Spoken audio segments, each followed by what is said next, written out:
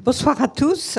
Merci de votre présence pour cette deuxième édition de notre cycle Bien commun. Je renouvelle le plaisir que Sadi Lalou, le directeur de cette maison, et toute l'équipe de l'Institut et moi-même avons à vous recevoir et à recevoir nos intervenants. Alors, je pense que pendant 10 minutes, un quart d'heure, il y aura encore d'autres arrivants parce qu'il y a de nombreux inscrits. Et je crois savoir que, certes, un peu moins que la dernière fois, mais il y a quelques problèmes de circulation dans Paris, ce qui est notre vie commune à tous en ce moment. Merci beaucoup donc à vous quatre. Alors, nous inaugurons un format hybride. Parce que Madame Lepage et Thomas Pérou avaient des obligations chacun, et Thomas n'était en particulier pas à Paris et Corinne a une obligation. Donc on va avoir le plaisir de les entendre en visio. Je vous rappelle donc la thématique de cette séance par rapport à la thématique de la précédente séance. La précédente séance, nous avons essayé de définir ce qu'étaient les biens communs et c'était plutôt des définitions juridiques et aussi une manière de s'interroger s'ils étaient déjà, en particulier avec l'ambassadeur Poivre d'Arvor, dans le droit international. J'en profite pour vous dire que c'est pas si évident que ça, puisque la dernière négociation, enfin la négociation de la haute mer, qui s'est terminée il y a 2 jours, piétine complètement par rapport aux activités minières. Donc nous étions plutôt optimistes la fois dernière, et là nous sommes un peu interrogatifs. Et en fait, nous avons conçu cette séance en disant clé juridique du monde qui vient, parce que comme nous avait dit d'ailleurs un de nos intervenants, c'est parfait ces définitions, mais quand est-ce qu'on met en œuvre les biens communs ? Alors, vous verrez que dans les 4 autres séances suivantes, on va passer en revue l'ensemble des domaines où on peut justement appliquer cette notion de bien commun, la vivre dans la citoyenneté, dans le monde des connaissances, dans le monde de la fabrication numérique, scientifique, etc. Mais déjà, cette séance est conçue comme une espèce de passage du droit. J'ai autour de moi autour de moi et à l'écran d'éminents juristes, mais des juristes qui se préoccupent de la manière dont la société vit le droit, que ce soit à travers leur engagement personnel ou à travers tout simplement le maniement expert de la jurisprudence.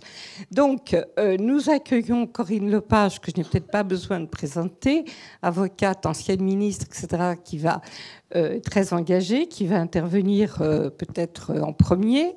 Ensuite, nous allons demander à Christian Huguelot de nous donner un aperçu justement de ce monde qui vient à travers l'incarnation du bien commun dans tout ce qui est à travers tout ce qui est jurisprudence, etc. Je n'oublie pas qu'il dirige pratiquement toute la jurisprudence environnementale française, donc il est savant en la matière. Ensuite, nous irons vers Thomas Pérou, pardon, je l'appelle Thomas déjà, vous voyez, qui est un professeur de droit éminent et qui a beaucoup creusé, qui est d'ailleurs en train de travailler à des ouvrages sur le bien commun et qui va très certainement nous appliquer cette notion à certains domaines. Et enfin, Armand Hatchwell, lui, nous irons vers le secteur privé.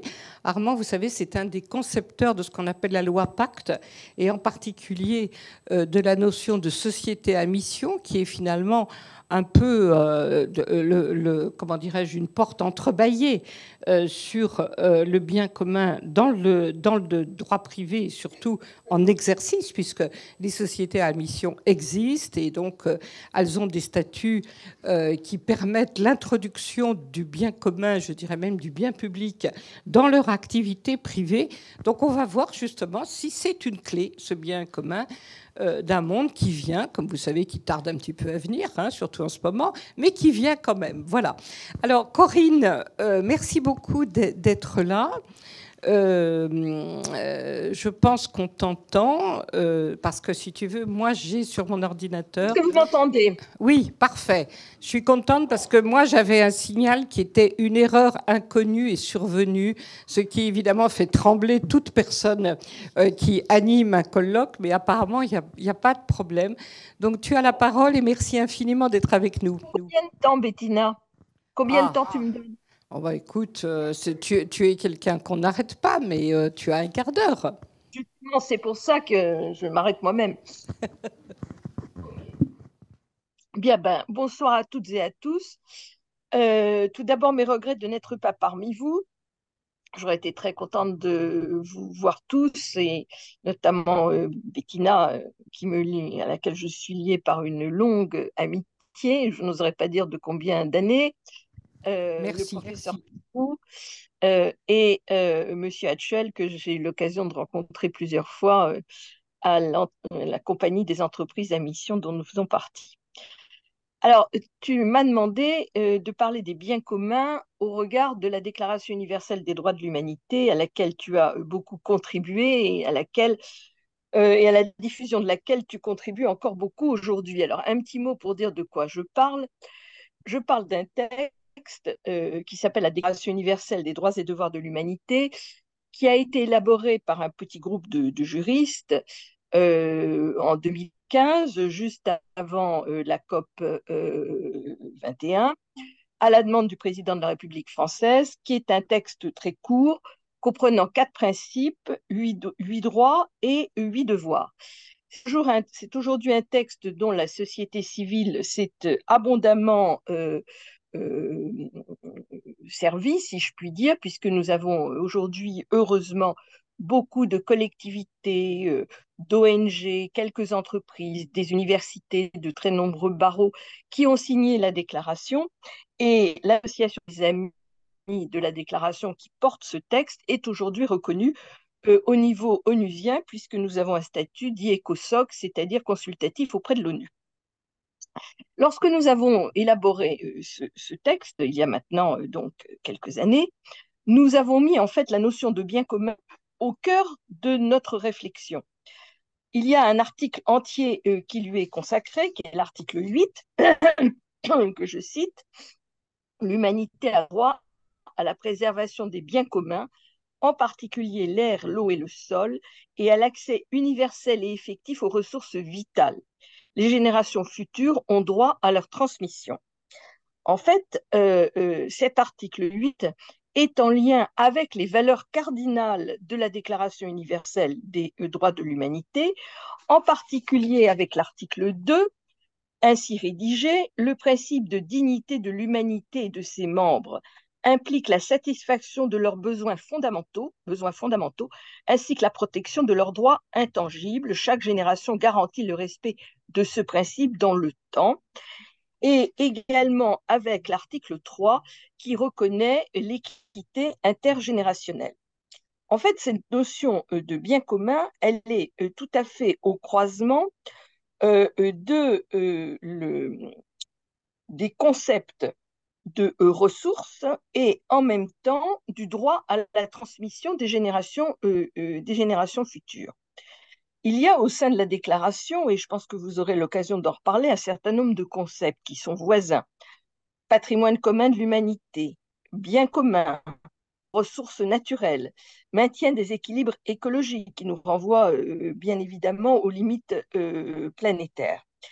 L'intérêt de ce texte, c'est de dépasser en fait les concepts traditionnels de ressources et de biens, c'est-à-dire d'appropriation, pour avoir une vision qui est infiniment plus large.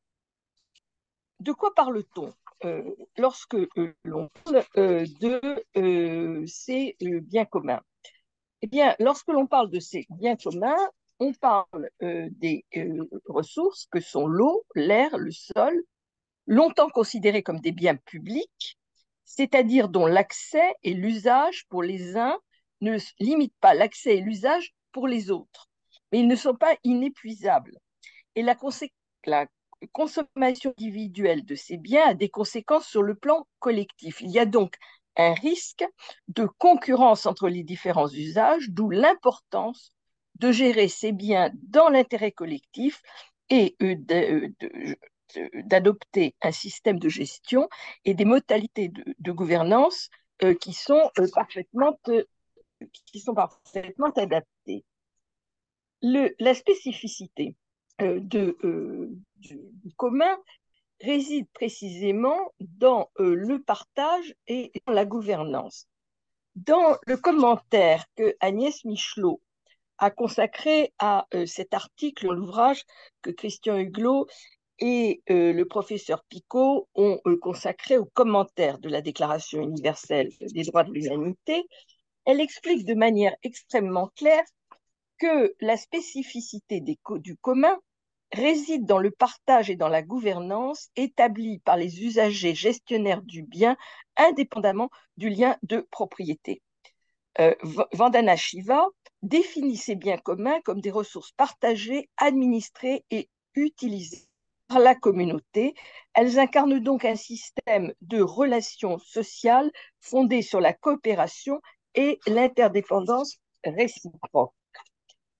L'accès à ces biens communs rejoint en fait la notion d'accès aux ressources vitales. Et il y a un lien entre ces biens communs et ce que l'on appelle les ressources vitales qui, elles, sont définies par l'article 12 de la DDHU qui rappelle que les générations présentes garantent des ressources, des équilibres écologiques, du patrimoine commun et du patrimoine naturel, culturel, matériel et immatériel ont le devoir de faire en sorte que ce legs soit préservé et qu'il en soit fait un usage avec prudence, responsabilité et équité. Donc on a bien la notion de ressources, celle d'équilibre et celle de patrimoine commun, auxquelles s'ajoutent les différentes formes de patrimoine qui peut être approprié, comme le patrimoine culturel, le patrimoine matériel ou le patrimoine immatériel. Et ce qui est donc très intéressant, c'est le commentaire que Catherine Lebris a fait de cette disposition dans le même ouvrage, en définissant un certain nombre de catégories, avec des ressources naturelles premières, comme les minéraux, la biomasse, les ressources biologiques, les milieux, mais aussi les ressources dynamiques, comme le vent, la géothermie, les marées ou l'énergie solaire, et la surface. Et dans ces ressources, nous avons à la fois des ressources renouvelables et des ressources qui ne le sont pas, avec un devoir de préservation de ces ressources qui concerne la totalité dont les biens communs dont nous parlons ce soir. Et ces biens communs doivent précisément permettre de satisfaire les besoins fondamentaux qui intègrent l'accès aux ressources vitales. Et cet accès aux ressources vitales, il est évidemment garanti parce que les uns et les autres, nous sommes en capacité ou pas de faire au regard des questions climatiques, des questions de biodiversité, des questions de santé environnementale, les trois étant bien entendu totalement liés. Et donc, le pendant de cette préservation, c'est le devoir de transmission qui figure à l'article 12 et qui rejoint donc la question de l'équité intergénérationnelle. Autrement dit, lorsqu'on parle de biens communs, on est à la fois dans le présent et dans la solidarité de l'espace, mais on est également dans la solidarité du temps. Et nous avons le devoir, au terme de ce texte, de protéger les équilibres et les ressources naturelles qui permettent précisément à l'humanité et aux vivants non humains qui est intégré de pouvoir vivre.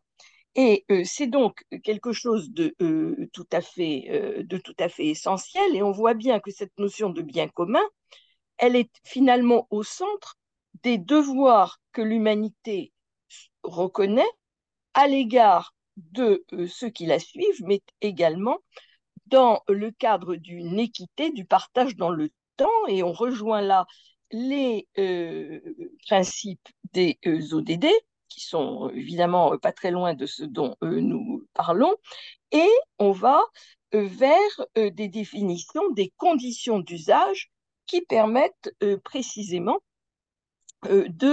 d'assurer la préservation et donc la transmission des biens communs qui permettent eux-mêmes que les besoins vitaux des humains et du vivant non humain puissent être satisfaits. Autrement dit, on a là un concept qui est vraiment extrêmement puissant parce qu'il relaie à la fois la question de l'intergénérationnalité et la question de la préservation des ressources naturelles et du vivant non humain. Et je pense que c'est donc extrêmement intéressant de voir comment, à partir de ces données, on est en capacité d'écrire des droits et des devoirs. Les devoirs étant bien entendu stricts envers, si je puis dire, des droits. Et avec cette idée que l'accès effectif aux ressources vitales de l'humanité constitue ce que certains appellent un bien fondamental total, c'est-à-dire le droit à la vie. Et on retourne en fait aux principes fondamentaux de l'article 2 de la Déclaration universelle des droits de l'homme, mais de manière peut-être plus universelle encore, à la Déclaration universelle des droits de l'homme et à de très nombreuses constitutions qui reconnaissent ce droit à la vie. Et donc, à partir du moment où on reconnaît le droit à la vie, les ressources vitales qui conditionnent cette vie deviennent en quelque sorte des biens ayant un statut particulier que l'on peut effectivement considérer comme des biens fondamentaux totaux et comme des biens communs de l'humanité, le concept étant extrêmement d'application excessivement large parce que on peut partir du climat et arriver sur les brevets des médicaments. Je veux dire que tout ce qui va être nécessaire à la préservation de la vie, tout ce qui est considéré comme étant une ressource vitale, peut intégrer cette catégorie des biens communs. Et donc, en fait, l'intérêt qu'il y a dans la Déclaration universelle des droits de l'humanité, c'est précisément, me semble-t-il, d'avoir écrit sous une forme assez simple, en réalité, parce que les articles posent des tas de questions juridiques et philosophiques, mais sont écrits de manière extrêmement simple, avec un sujet, un verbe, un complément, mais précisément de relier par des principes bien écrits de manière compréhensible par tout un chacun ces questions fondamentales et en particulier celle du bien commun pour essayer d'en faire un concept juridiquement parfaitement opératoire.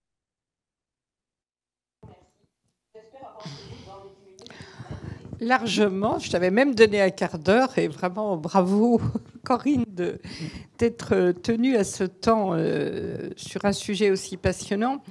Si tu me le permets, je voudrais témoigner de l'importance de ce texte qui, en fait, est le seul texte qui émerge après beaucoup de tentatives qui se sont passées lors des différentes conventions, déclarations, etc., et dont les termes, on en a un peu parlé la dernière fois, sont extrêmement épars. C'est-à-dire que le mot bien commun, bien public, patrimoine commun de l'humanité, on vous l'a dit la dernière fois, on le retrouve dans certains textes. Mais c'est le premier texte qui fonde, en fait, sur la notion de bien commun et de ce que tu appelles le bien fondamental total, c'est-à-dire tout simplement la vie.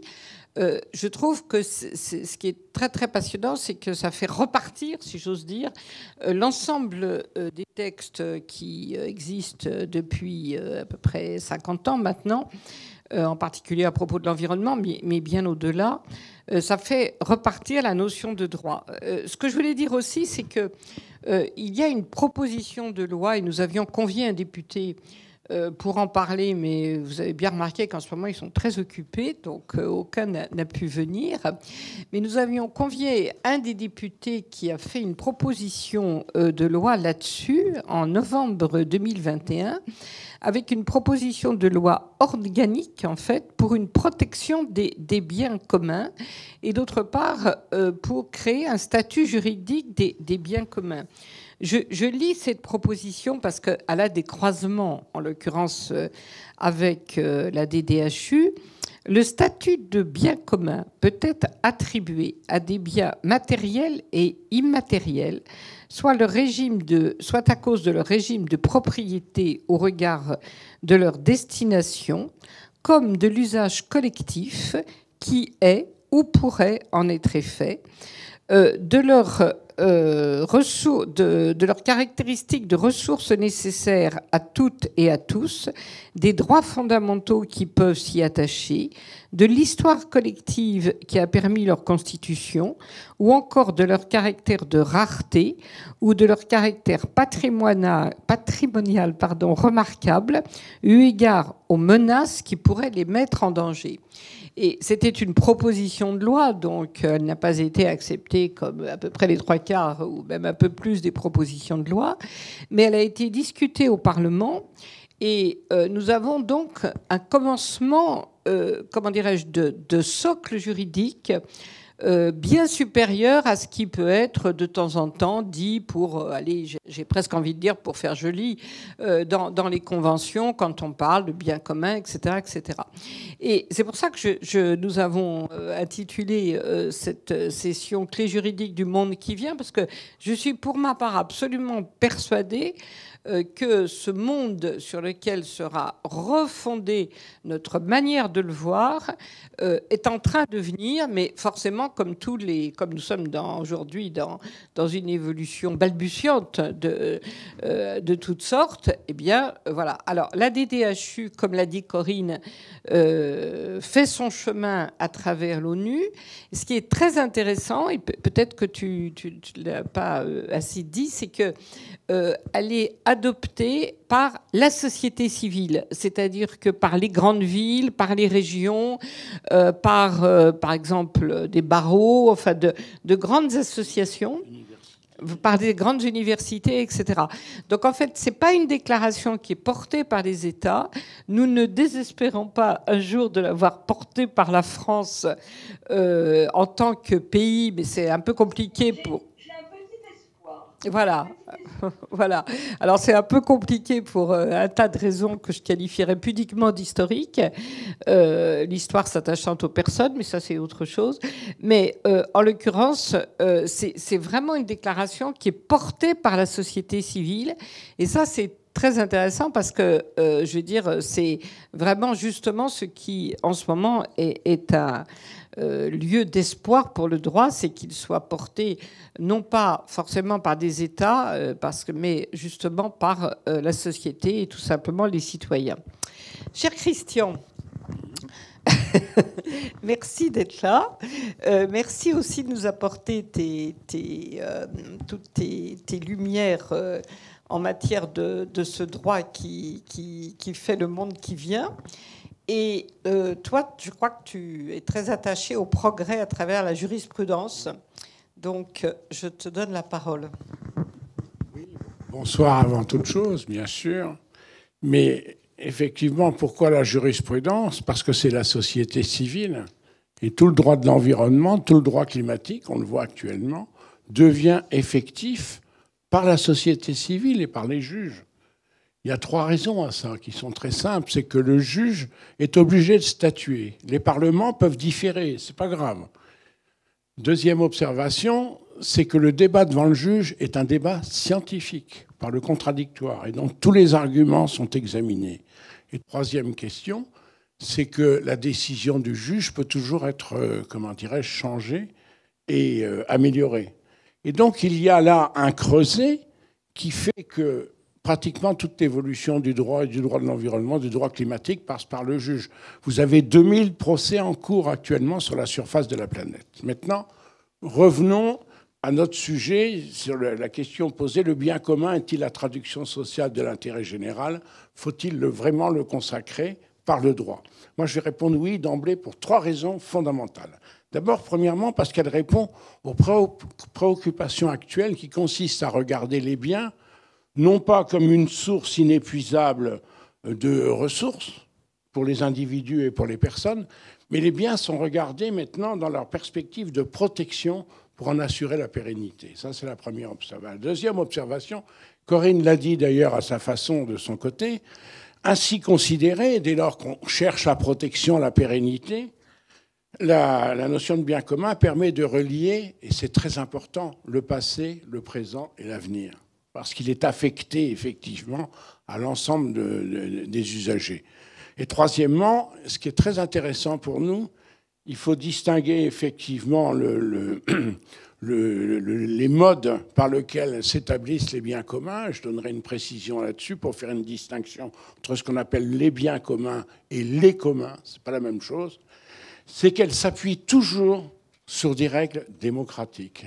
Elles supposent la participation des individus qui doivent donner leur consentement, et d'autre part aussi pour, pour faire former une institution qui en assure la pérennité. Alors, pour apporter un regard assez opérationnel, parce que c'est ça que tu m'as demandé, chère Bettina, j'examinerai 3 questions. Sans s'arrêter sur les questions de définition, je voudrais quand même faire une grande distinction entre ce qu'on appelle les biens communs et la collectivisation. Ce n'est pas la même chose, ça n'a rien à voir, c'est pas pareil. Et deuxième rapide définition du régime juridique. Deuxièmement, comment en fait le droit de l'environnement a incarné en lui-même la notion de bien commun. Et la troisième observation, c'est en prenant des exemples d'ailleurs sur la deuxième partie, sur l'eau, l'air et le sol, les 3 éléments qu'a cités tout à l'heure Corinne Lepage, et voir comment cette notion est explosive actuellement dans 2 réformes tout récentes, l'une sur l'écocide et l'autre sur la nature sujet de droit. Ce sont des révolutions judiciaires qui sont extrêmement importantes. Alors, sans s'arrêter sur les définitions, la collectivisation, c'est simplement la mise en commun autoritaire et sans contrôle, sans savoir celui qui en profite. Donc, pour nous, ce que nous appelons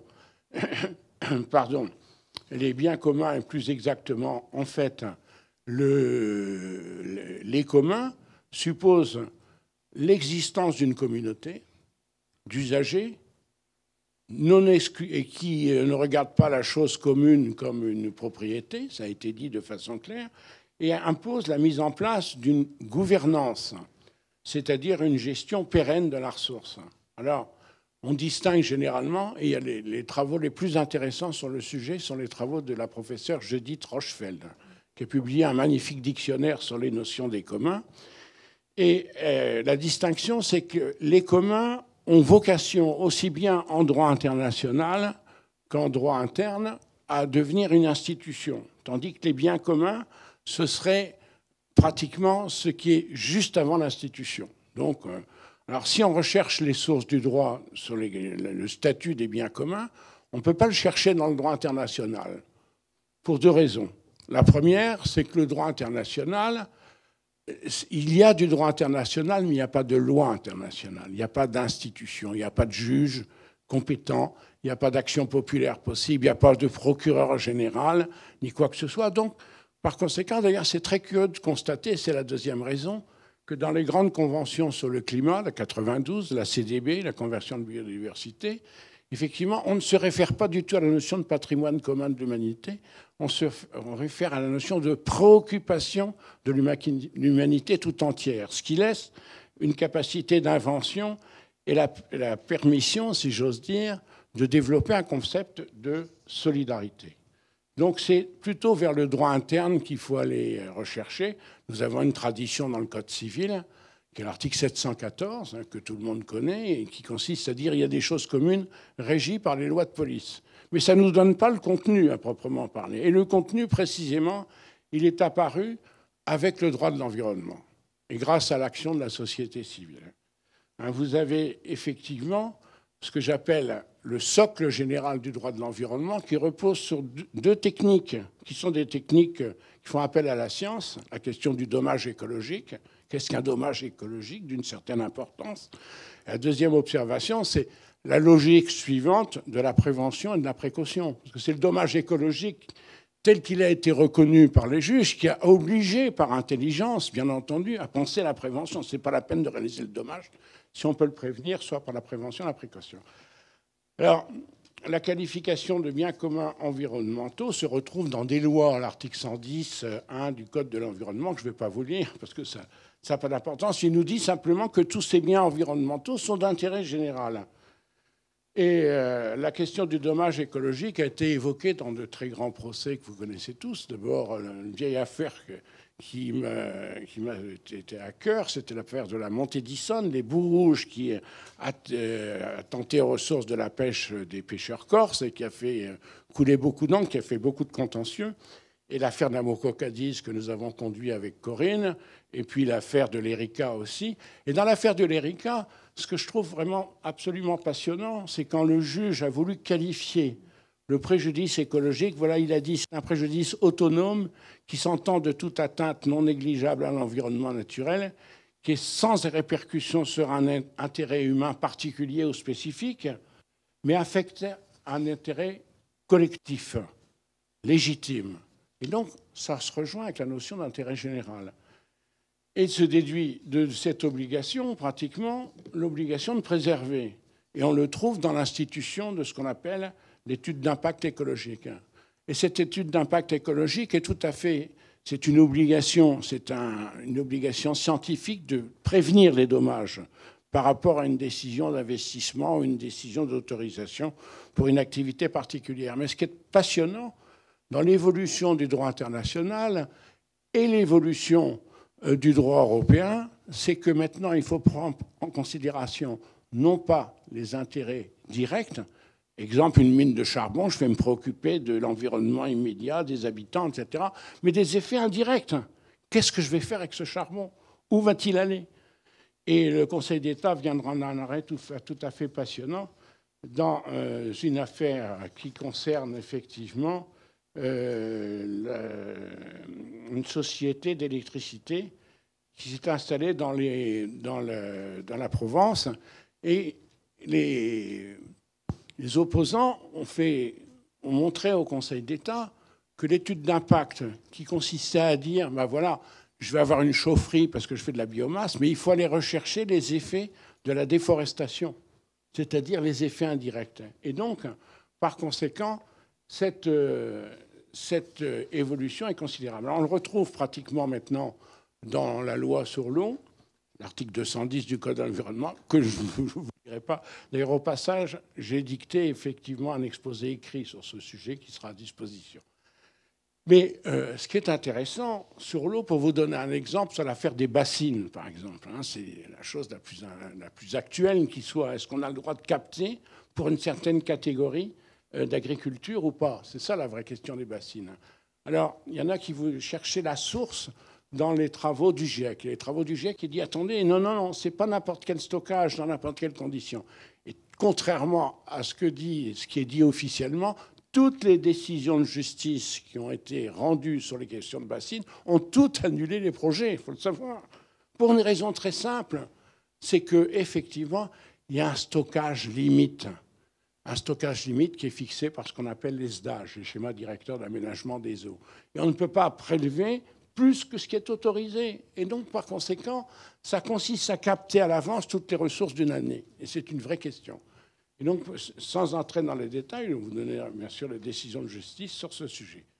Alors, la question de l'air est aussi une question d'intérêt général. C'est utile à l'intérêt général de la santé aussi, au sens très large du terme. Et toute la question de la protection de l'air, prévue comme défense d'intérêt général, se met effectivement dans le contentieux de lutte contre la pollution atmosphérique. Énormément de contentieux sur Paris, sur Chamonix, les vallées de la Charente, etc., dans lesquels les tribunaux ont du mal à aller jusqu'au bout de l'indemnisation des personnes prises individuellement parce qu'il faut montrer le lien de causalité de tel polluant en particulier sur telle ou telle personne. Et sans expertise, ce n'est pas possible. Mais ce qui est très intéressant dans la question de la pollution de l'air et de la pollution atmosphérique, c'est qu'on a inventé un système de quotas. Et si on a inventé un système de quotas, c'est-à-dire la possibilité d'acheter des quotas, de diminuer sa pollution sur des mécanismes du marché, effectivement, on en est nécessairement à considérer qu'il s'agit d'un bien commun, qu'il faut partager équitablement. Alors, la dernière chose la plus intéressante, mais qui est en gestation actuellement et qui est très controversée malheureusement alors que c'est nécessaire, c'est la question de l'artificialisation des sols. Hein ? Le sol n'est pas dans le code de l'environnement, d'ailleurs, hein, pour des raisons liées à la propriété, etc. Et tout ça. Il y a très peu de choses dans le code de l'environnement sur la propriété, seulement sur la question des sols pollués, qui est un point précis. Mais on a relevé, dans tous les contentieux d'urbanisme, etc., que le sol français était de plus en plus artificialisé. Vous savez que pratiquement tous les 15 ans, c'est un département qui s'en va, point de vue surface. Alors, il y a un esprit malin qui a calculé que dans X centaines d'années, il n'y aurait plus de France, autrement que complètement artificielle. Et donc, le législateur s'est préoccupé de cette question et a inventé effectivement ce qu'on appelle l'objectif zéro artificialisation nette pour l'année 2050. Bon. Alors, il y a plusieurs systèmes. C'est un peu compliqué. On peut louer des terrains qu'on pense, on peut les acheter. Pour moi, d'ailleurs, c'est une question relativement difficile parce qu'on ne gagne pas grand-chose en capital dans ces conditions. On dit, ben, je neutralise, je pérennise un terrain dans sa vocation biodiversité parce que moi, je l'enlève ici. Et donc, par conséquent, c'est de la compensation, sauf si on part sur les, comment dirais-je, les friches industrielles ou les terrains militaires ou des choses de ce genre-là. Mais on n'en est pas encore là, effectivement, quoiqu'il y ait une influence assez importante au point de vue financier sur la réhabilitation des sols pollués. Et alors, il existe une autre technique qui est l'unité de compensation qui permet effectivement d'émettre, quand on a fait une action de protection de l'environnement, d'émettre des titres que le pollueur futur peut effectivement prendre à son compte. Mais la difficulté est que, dans l'état actuel des choses, il y a une immense levée de bouclier sur le fait de dire ben, c'est très bien, vous neutralisez mes terrains, mais j'ai aucune compensation financière. Et pour les collectivités publiques, le fait de dire en particulier que je vais geler tel et tel terrain, c'est se priver de ressources. Et donc, il faudra inventer une fiscalité négative sur ce genre de questions, effectivement, ce qui n'est pas facile. Mais vous voyez que par ces trois exemples, la notion de bien commun et d'intérêt général est totalement au cœur du développement du droit de l'environnement, qui, comme le disait mon maître, le doyen Georges Vedel, que peut-être certains d'entre vous ont connu, il disait très justement que le droit de l'environnement, c'est le droit commun de demain, c'est le droit du patrimoine commun de l'humanité. Et donc, ce qu'on est en train de voir se développer, c'est quelque chose qui a vocation à être universel. Et ça montre bien que la notion de bien commun est au cœur de notre développement juridique dans un sens qui est tout à fait positif. Alors, comme ces idées-là ont été considérablement remuées, le dommage écologique, la prévention des dommages, l'étude d'impact écologique sur le milieu international ou sur le milieu national, peu importe, il y a beaucoup de juristes qui ont réfléchi sur deux concepts importants. Et c'est l'avenir. C'est une actualité extraordinaire, cette conférence. C'est car le Parlement européen a voté il y a 2 jours une proposition de directive pour modifier la directive 2008-99 sur la criminalité environnementale, a voté le statut de l'écocide. Qu'est-ce que c'est que l'écocide ? C'est effectivement tout acte causant des dommages graves et étendus ou graves et durables et irréversibles à l'environnement. Ce statut d'écocide a le statut de crime contre l'humanité, ce qui est prévu, et d'autre part, la prescription ne peut courir qu'à partir du moment où il est découvert. Donc il y a là une exposition par le droit pénal sur l'intérêt général qui est tout à fait considérable. Alors, je ne sais pas ce que l'Europe dira finalement, c'est une proposition du Parlement, mais il y a une autre chose qui est dans l'air actuellement, c'est la nature sujet de droit. Moi, personnellement, au point de vue procédural, je trouve que ce n'est pas nécessaire parce que d'après l'article 1243 du Code civil, n'importe quelle association peut déclencher la réparation du dommage écologique. Mais enfin, ça trotte dans les idées, et cette idée, pratiquement, d'attribuer la personnalité juridique à un écosystème. Il y a des tentatives sur la Loire, il y a un grand projet espagnol qui s'appelle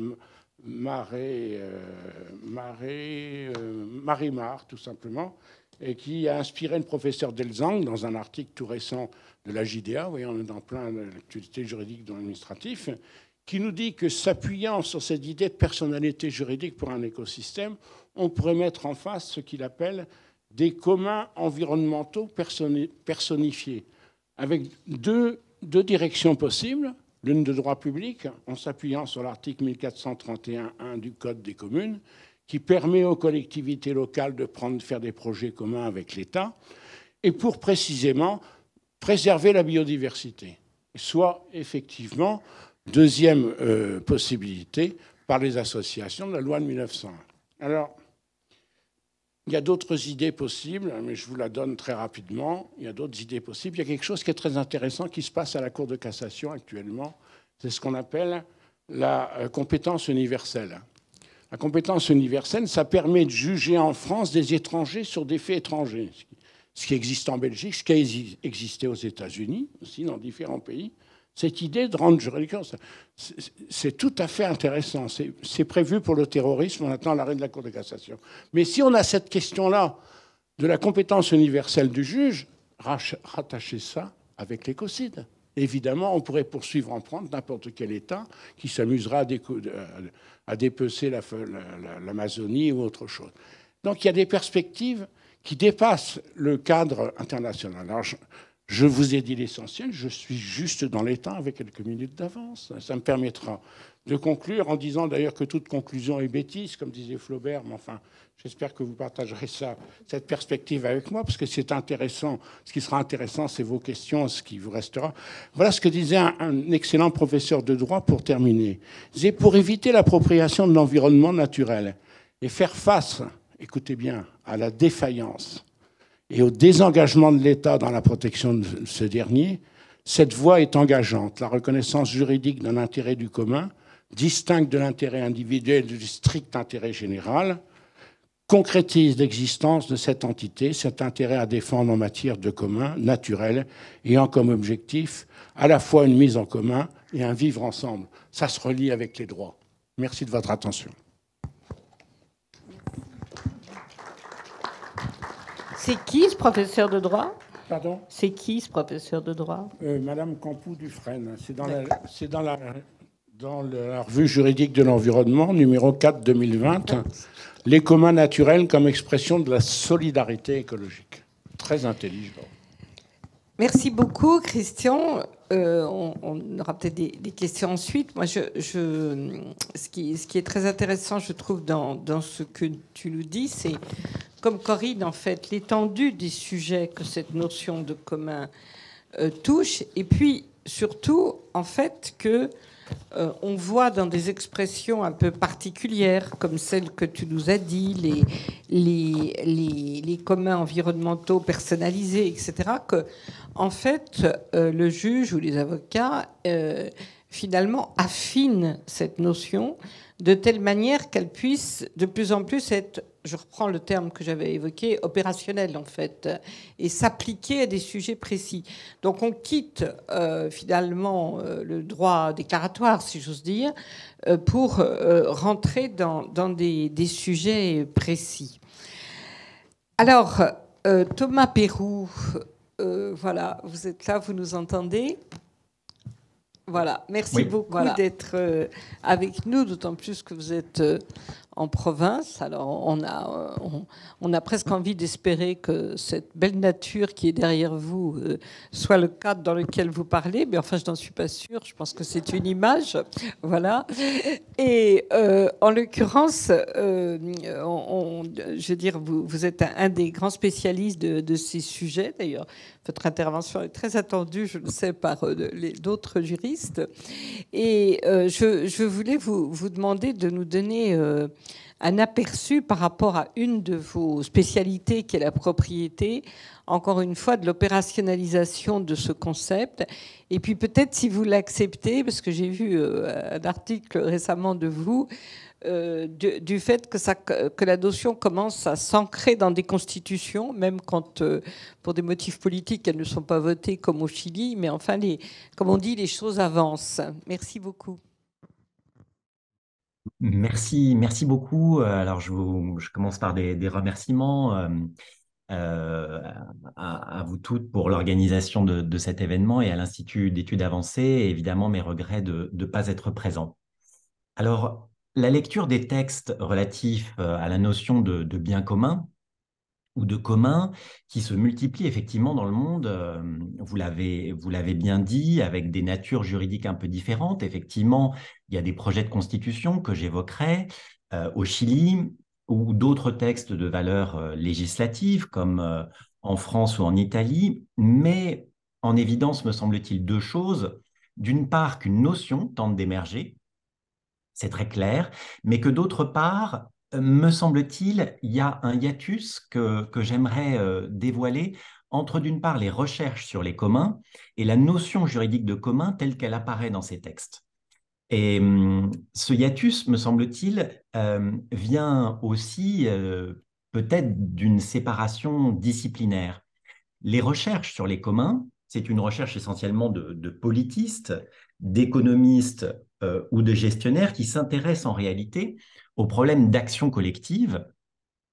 Comment fait-on pour qu'un groupe puisse agir dans un intérêt collectif qui peut être par exemple la pérennité d'une ressource ou de ce que Elinor Ostrom a appelé une common pool resource. Il s'agit de recherches sur ce que Carol Rose, dans un concept qui me semble plus clair, a appelé community-based management regimes, c'est-à-dire des régimes de management, de gestion basés sur la communauté. Et d'autre part, les recherches juridiques sur les communs qui s'intéressent en réalité, me semble-t-il, à la façon dont on peut répondre juridiquement à la privatisation du monde. Il me semble que c'est ce hiatus peut-être qui explique l'échec des tentatives qu'on verra, puisque tout ce que je vais vous présenter comme texte, finalement, a échoué pour l'instant. Ce hiatus est important à mettre en évidence car il traduit aussi deux angles, deux méthodes pour parler des communs. D'une part, la méthode des sciences sociales, qui est une méthode qui part des cas. C'est ce qu'a fait Ostrom, à partir de milliers de cas pour définir des règles, tandis que les juristes auront, sauf en ce qui concerne la jurisprudence, que Christian Huglot justement a bien montré, mais dans les textes qu'on va voir, on part finalement d'en haut, de la constitution de la loi, pour essayer de modifier les règles du jeu. Et dans ce malentendu, je voudrais affirmer une chose, c'est qu'un commun n'est un commun que de l'intérieur. De l'extérieur, c'est une propriété privée. Le commun ne peut fonctionner qu'en excluant les tiers. Et c'est un des problèmes qu'on verra. Alors, je voudrais ici dire deux choses. D'une part, qu'il faut, me semble-t-il, distinguer le commun comme remède à la privatisation du monde, et donc une réflexion sur l'avenir du droit de propriété, et d'autre part, les communs comme structure sociale pour résoudre les questions d'action collective. Et donc, une réflexion sur la façon d'organiser plus démocratiquement l'action collective, et j'essaierai évidemment de ne pas mordre sur ce qu'Armand Hatchuel dira ensuite. Alors, quel droit de propriété pour l'Anthropocène? Je vais partager mon écran parce que je vais essayer d'étudier avec vous les textes. Et j'ai juste mis sur les slides les textes.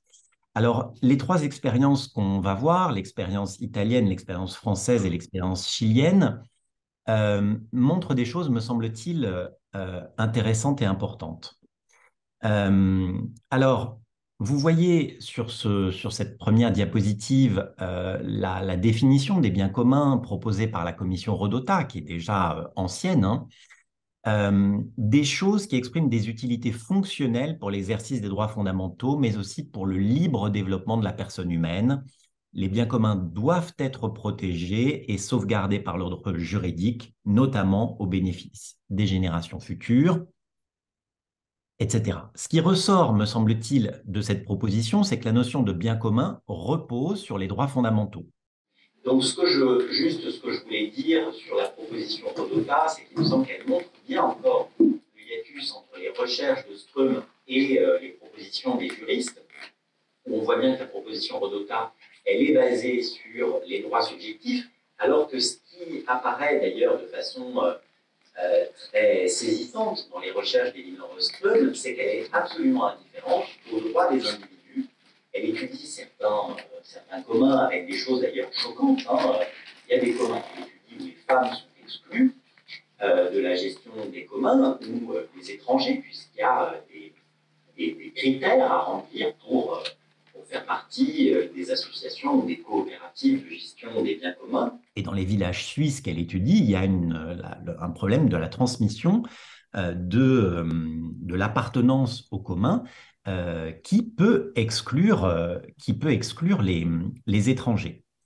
Alors ensuite, j'évoquais la proposition française que Bettina Laville a déjà lue.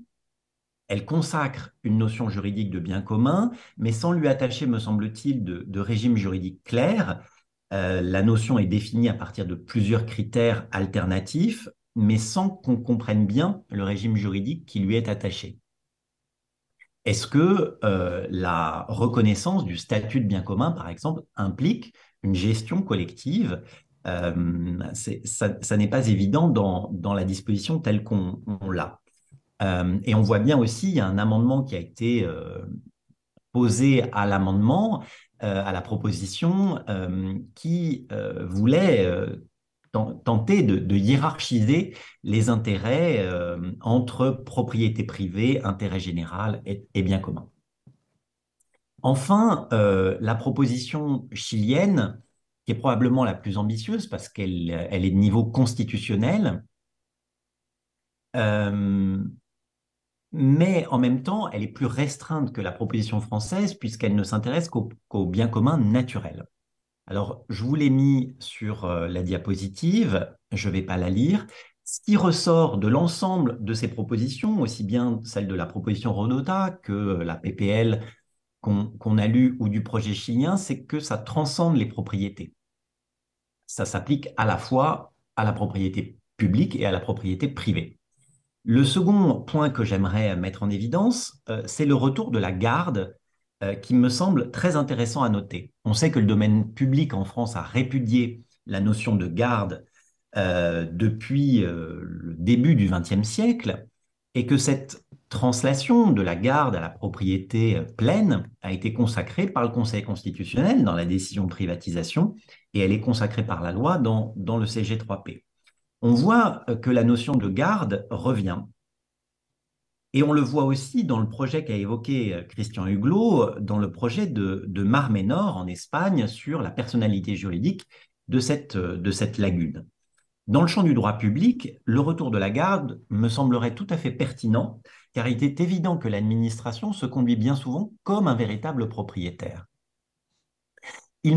En troisième lieu, il me semble que cette disposition consacre la fonction sociale de la propriété, mais aussi la fonction écologique de la propriété.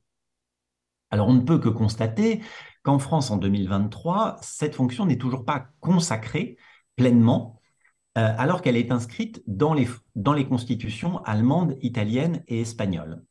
C'est encore une fois une traduction, me semble-t-il, du caractère très en retard du droit privé français. Et je ne mentionne pas non plus la très grande réticence à l'application horizontale des droits fondamentaux qu'on a en France. Et évidemment, on n'a pas de consécration dans un texte clair de la fonction écologique du droit de propriété. Alors qu'il me semble que ça serait essentiel.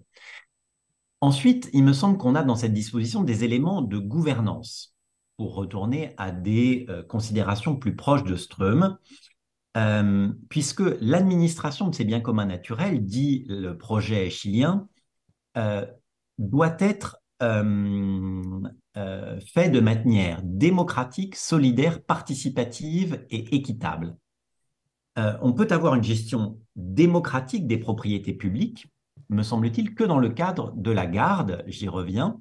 Il me semble que c'est essentiel pour desserrer l'emprise de l'administration sur ces biens et ainsi faire rentrer les citoyens dans la gouvernance des biens naturels. Et il me semble que cette disposition donne une perspective pour le renouvellement du domaine public et l'élaboration d'un véritable domaine public citoyen. Le projet évoque ensuite un domaine qui me semble tout à fait d'avenir, celui des procédures d'autorisation pour l'occupation du domaine. J'avais proposé dans le rapport qu'on avait soumis avec Judith Rochefeld au GIP Justice sur l'échelle de communalité des procédures participatives dans le cadre de l'attribution de ces autorisations. Et il me semble que le projet chilien va aussi dans ce sens. Enfin, et c'est un point qui me semble l'un des plus importants, c'est le numéro 6, l'action populaire que consacre ce texte et qu'on retrouve aussi dans le projet Mar-Ménor. L'action populaire est une caractéristique générale du constitutionnalisme des pays d'Amérique latine dans la période post-fasciste.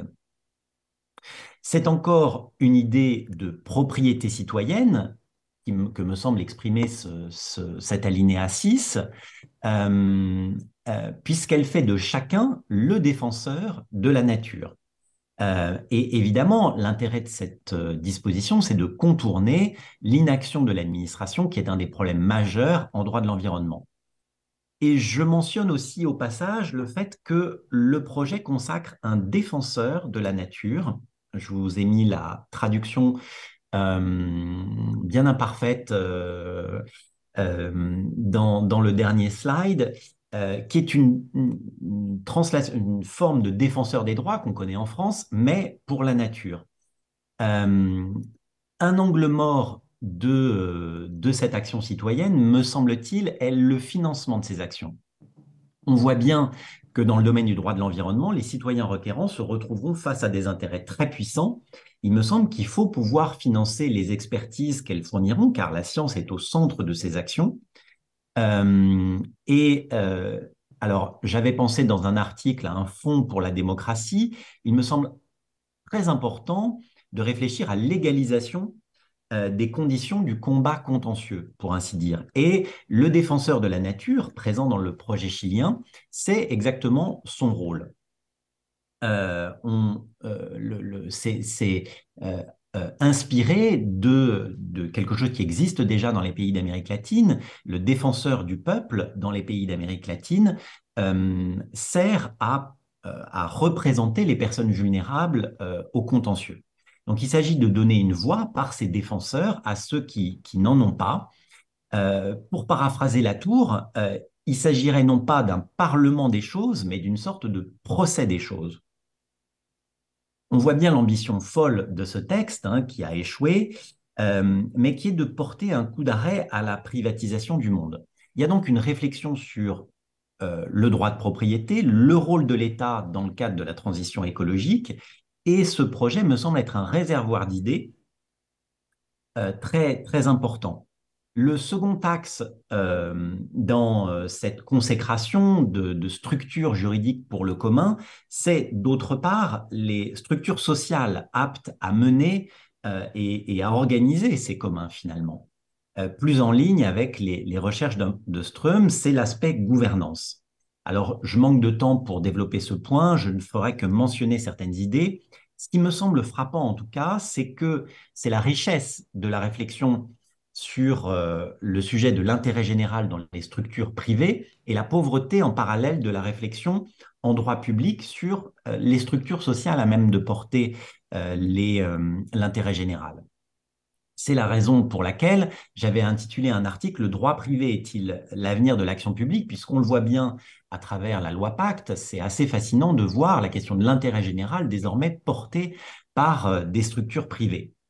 Et on voit aussi dans les projets de réforme l'idée de coopératives revenir. Les coopératives de consommation fleurissent à nouveau, les coopératives d'habitants aussi sont facilitées par le législateur. On a aussi des coopératives de production et le législateur a créé la société coopérative d'intérêt collectif dont l'objet est défini ainsi. pour objet la production ou la fourniture de biens ou de services d'intérêt collectif qui présentent un caractère d'utilité sociale.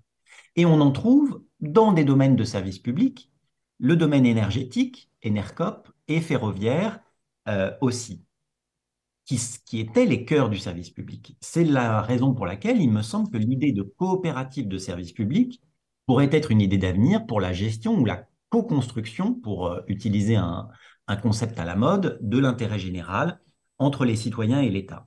Il me semble que l'État a privé et exclu les citoyens du service public, et cette forme sociale pour les services publics me semblerait très adaptée pour l'engagement citoyen.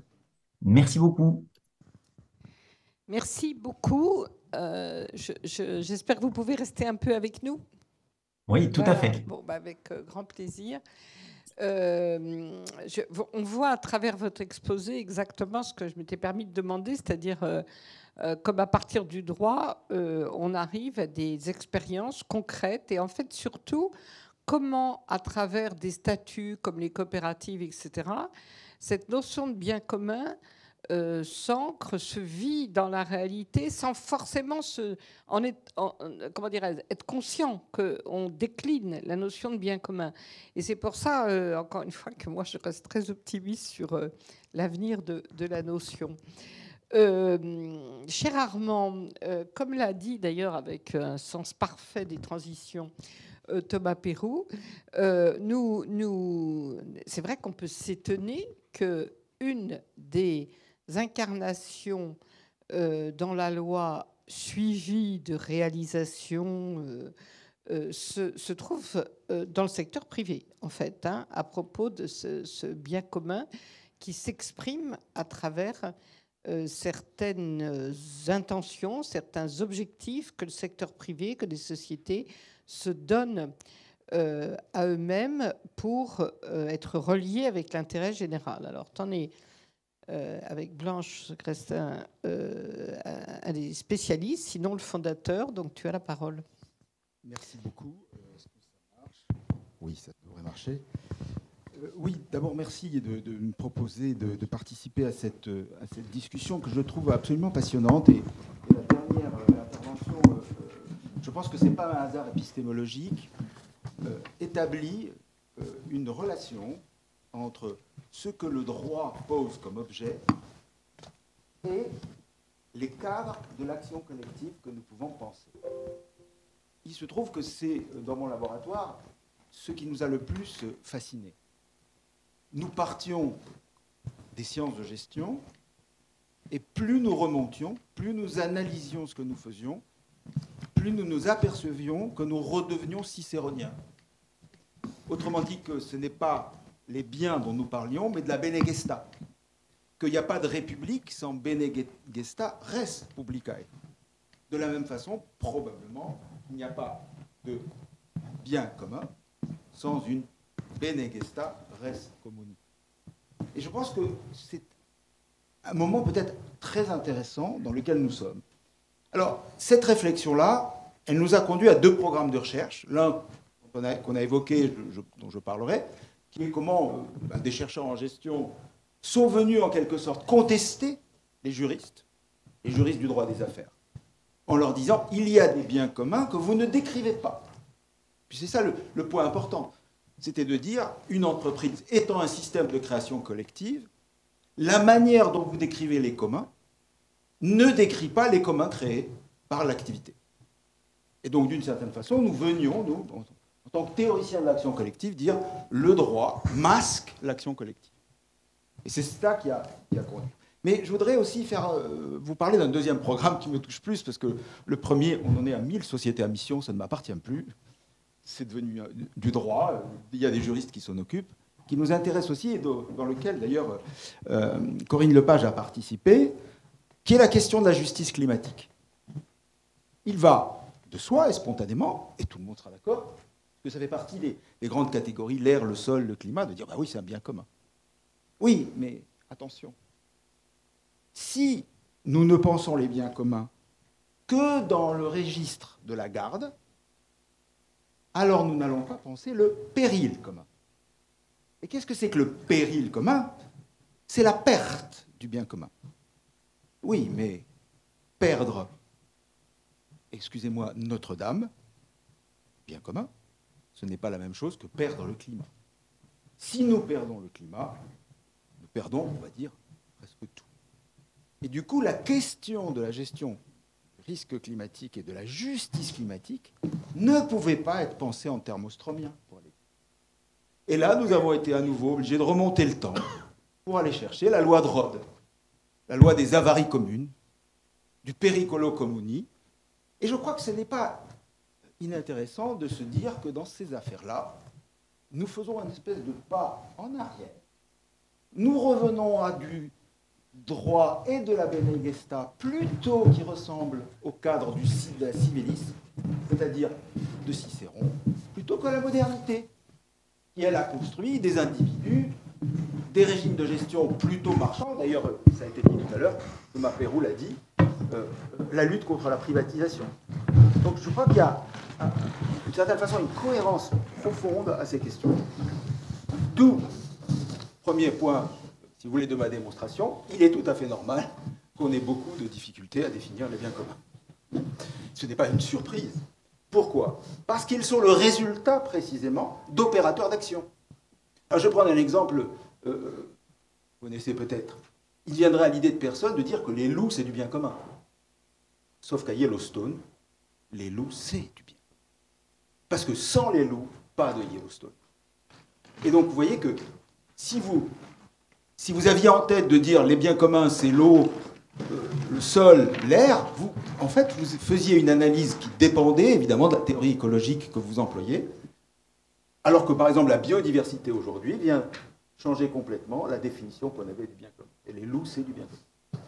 Donc, première idée, si vous voulez, d'une certaine façon, nous avons été, on va dire, trop positivistes dans la définition des biens communs. Il fallait plutôt la définir, je dirais, soit en partant d'une construction sociale de la réalité, prendre des catégories classiques, ou alors prenant des catégories un petit peu plus abstraites, pour dire, bon, les biens communs se construisent par des opérateurs.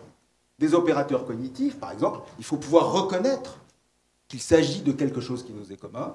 Des opérateurs qui parlent de nous tous, des opérateurs de solidarité, on l'a vu, deuxième catégorie. Et troisième catégorie, on l'oublie, mais c'est aussi des opérateurs de valeur. Qu'est-ce que nous désirons? Qu'est-ce que nous souhaitons? Si vous prenez ces trois catégories, c'est-à-dire la catégorie reconnaître le bien, la deuxième catégorie, c'est qu'est-ce que nous avons ensemble, qui n'est pas tout à fait le bien commun, c'est ce que nous voulons ensemble faire avec. Et la catégorie de la finalité, vous avez trois opérateurs, que je comprends que les juristes aient du mal à les figer, donc ils vont avoir des définitions qui sont des définitions compliquées, on dirait mathématiquement que c'est des définitions toposiques, c'est-à-dire qu'ils sont obligés d'aligner plusieurs faisceaux de preuves pour arriver à la réalité, mais en même temps, c'est finalement ça que les biens communs nous font réfléchir. Et donc, première erreur, si vous voulez, non, le sens commun, ce n'est pas le bien commun. Le sens commun peut nous empêcher de voir le bien commun. Et réciproquement, le bien commun, ce n'est pas nécessairement, ou plutôt la perte du bien commun, ce n'est pas la tragédie des communs. Ce n'est pas juste le problème que les relations ont en quelque sorte fait perdre un certain nombre de ressources dans la théorie de la tragédie des communs. Ce cadre, vous voyez que ce cadre théorique, si on essaye de l'appliquer, on parlait d'opérationnalisation, ça revient à dire quoi? Ça revient à dire, regardons ce que c'est qu'une entreprise. Si on regarde ce que c'est qu'une entreprise, opérateur cognitif, je vois un processus violent de création. Donc, les biens communs, ils ne sont pas exemptés, ils sont ex post. Cela fabrique du bien commun, et d'ailleurs l'État, en général, court après. Avant les chemins de fer, il n'y a pas de politique des chemins de fer, donc il faut qu'il y ait des chemins de fer pour qu'il y ait une politique des chemins de fer. Donc en fait, on a des processus collectifs qui créent des biens communs. Mais en plus, ils créent des biens communs, mais quand on regarde la manière dont ils sont définis, c'est ce que je vous disais, il y a du commun. Et bien sûr qu'il y a un commun de la societas, de la vieille societas. Les actionnaires, ils ont un commun. Hein. Je peux vous dire d'ailleurs que quand vous lisez ce qu'est le rapport entre les actionnaires, l'affectio societatis, vous avez quasiment une espèce de modèle. D'ailleurs, les théoriciens américains libéraux insistent là-dessus, vous retrouvez quasiment le modèle de la vieille Bene Gesta de Cicéron. C'est démocratique. C'est pas un homme, une voix, mais il y a une démocratie sociétaire, et puis ils doivent discuter, ils ont des assemblées générales, ils prennent des décisions en commun. Mais vous regardez à côté le cadre du travail. Là aussi, c'est une construction de commun. Et entre les deux, c'est étanche. Autrement dit, on a bien construit des biens communs des actionnaires, biens communs du travail, mais entre les deux, un vide total. Donc on ne décrivait pas la création collective de biens communs qui s'opérait dans l'entreprise. Et cet argument, vous voyez, ce n'est pas du tout l'argument de l'exploitation. Il y a de l'exploitation, bien sûr, mais ce n'était pas l'argument de l'exploitation. C'était plutôt un argument qui consistait à dire le droit de la modernité ne décrit pas les biens communs. Point.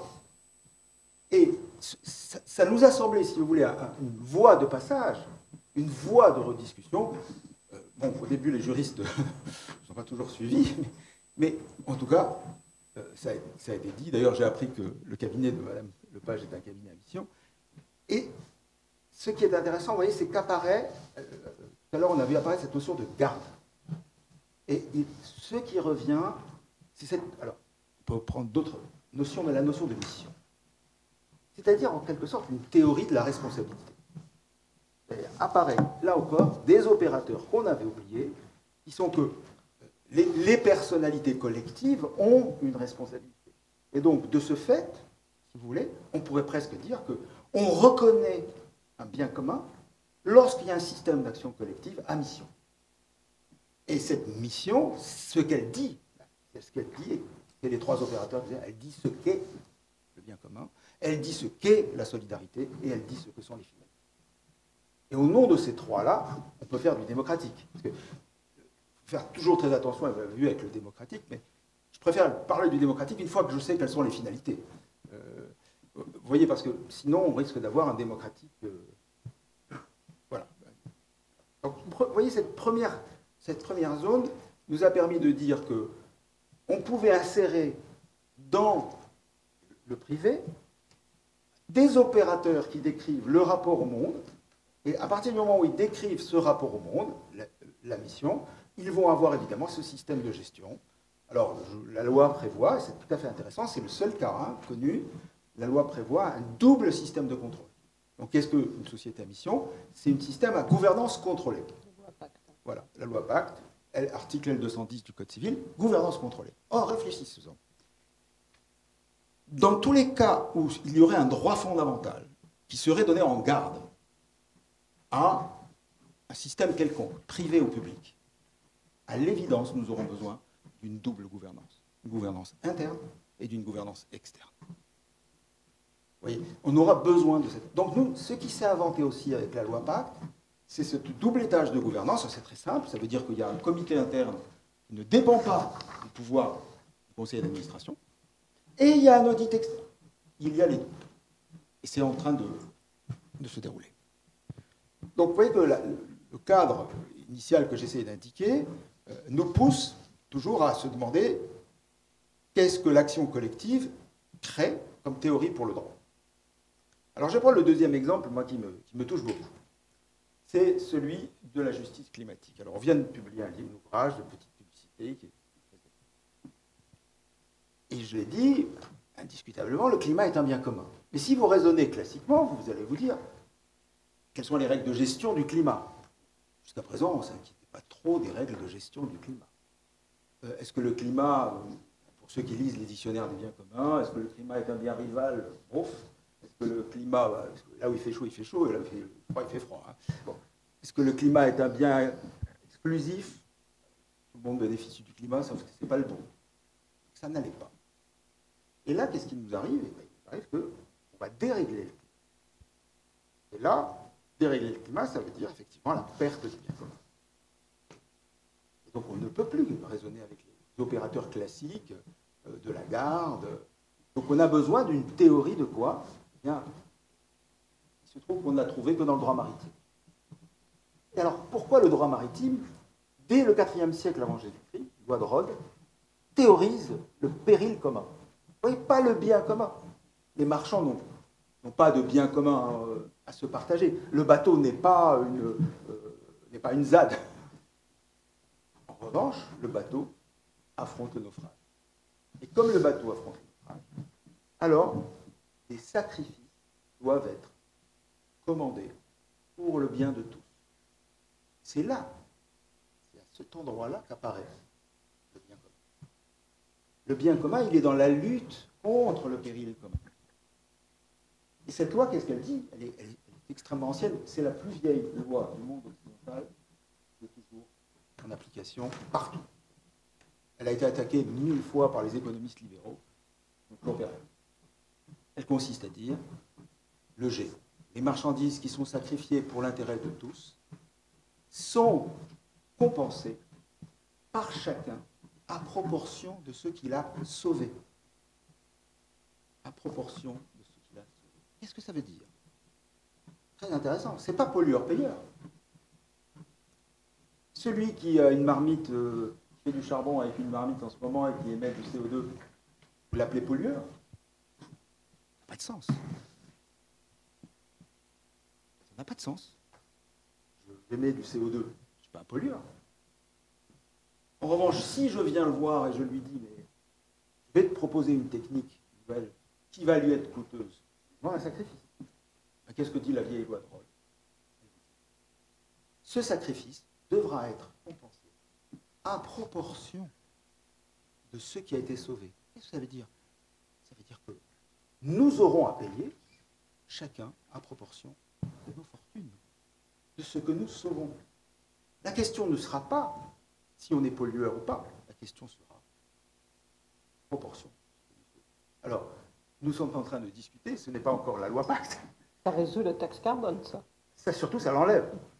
On va essayer de travailler sur les ZFE. Bettina voulait de l'opératoire, mais les ZFE, avant que les ZFE provoquent quelques millions de... Mais ce qui nous a intéressé, alors là, sur le plan épistémologique et sur le plan théorique, c'est que vous voyez que cette théorie des biens communs, elle est extrêmement fine. On doit lui accorder un travail épistémologique très, très détaillé, parce que, encore une fois, vous voyez que la perte du bien commun, ce n'est pas un péril commun. Et on ne s'attend pas à une axiomatique pareille quand on est, je dirais, classiquement dans les pâturages communs. Donc, quel est le message? Le message, c'est que oui, cette notion de bien commun, vraiment, on peut dire oui, 100 fois oui, elle a une force théorique, une force transformation extrêmement intéressante, mais attention, en quelque sorte, ne la naturalisons pas, au sens, ne la réifions pas tout de suite par des définitions qui masqueraient les opérateurs qui la construisent. Donnons beaucoup plus d'importance à l'analyse des processus d'action collective qui permettent, bien sûr, de les gérer, au sens de les maintenir, de les préserver, mais attention aussi au principe de justice. Il n'y a rien chez Ostrom, je le dis tout très clairement, qui vous explique quel principe de justice utiliser dans les biens communs. Je ne pense pas à faire quelconque critique à Ostrom de ça, il n'y en a pas. Et ce que nous dit la règle des avaries communes, c'est que paradoxalement, la justice pour les biens communs est ad hoc, sera très liée. Imaginez la santé comme bien commun, annoncer un principe, tout le monde aura une chimio, ça n'a pas de sens. Mais dans le cas du péril commun, pour l'instant, nous n'avons pas trouvé d'autres principes de justice que celui-là. On a beaucoup cherché. Le seul principe de justice, c'est chacun paye en fonction de ce qu'il a sauvé. Voilà quelques exemples d'utilisation de la notion de bien commun, soit dans le cadre de l'entreprise privée, soit plus largement sur la question de la justice climatique. Merci beaucoup. Alors, voilà. C'était passionnant et en plus, ça décale le problème de manière, alors là, justement, très, très fructueuse, parce que ce qui est amusant, c'est que tu places cette notion de péril commun dans la justice climatique, alors qu'en fait, la compensation se trouve plutôt dans les conventions biodiversité. C'est beaucoup plus avancé dans toutes les réflexions sur la biodiversité. Et il y aurait vraiment un déport à faire justement là-dessus.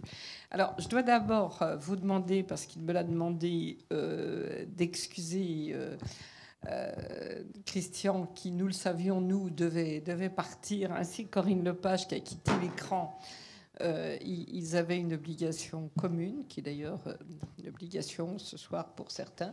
Et donc, en l'occurrence, il n'a pas pu rester. Et c'est pour ça que je remercie beaucoup Thomas d'avoir pu rester avec nous. C'est parce que je suppose que ces 4 interventions très, très riches donneront sûrement lieu à des questions que, par conséquent, je vous donne la parole.